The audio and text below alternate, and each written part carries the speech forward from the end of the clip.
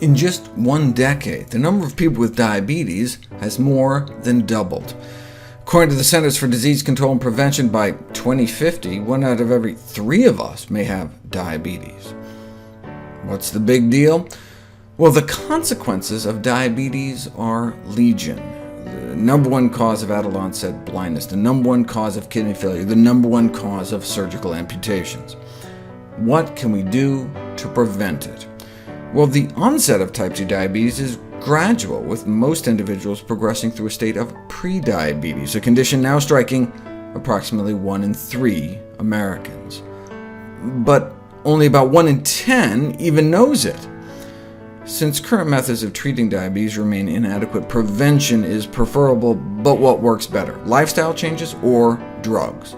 We didn't know until this landmark study was published in the New England Journal of Medicine.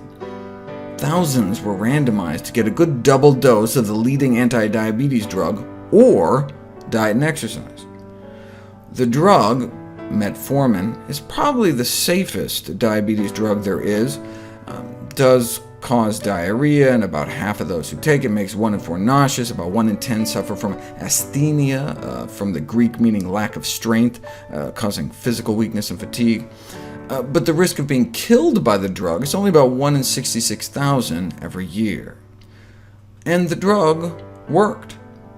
Compared to placebo, in terms of the percentage of people developing diabetes within the 4-year study period, fewer people in the drug group developed diabetes.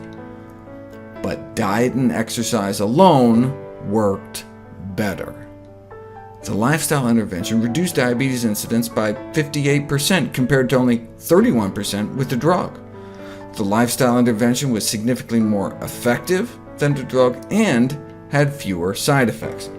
More than 3/4 of those on the drug reported gastrointestinal symptoms, though there was more muscle soreness reported in the lifestyle group on account they were actually exercising.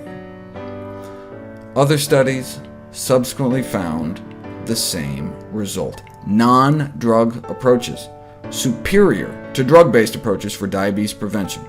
And the 50% or so drop in risk was not for people that actually improved their diet and lifestyle, but just those instructed to improve their diet and lifestyle, whether or not they actually did it.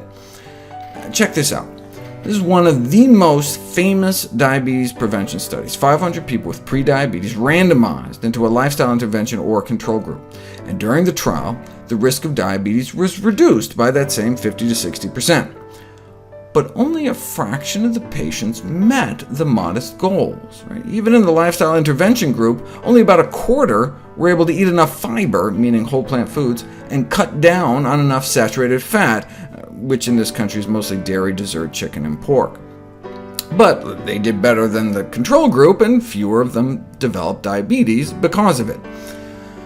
But what if you looked just at the folks that actually made the lifestyle changes, met at least 4 out of 5 of those wimpy goals? They had 0 diabetes. None of them got diabetes, 100% drop in risk.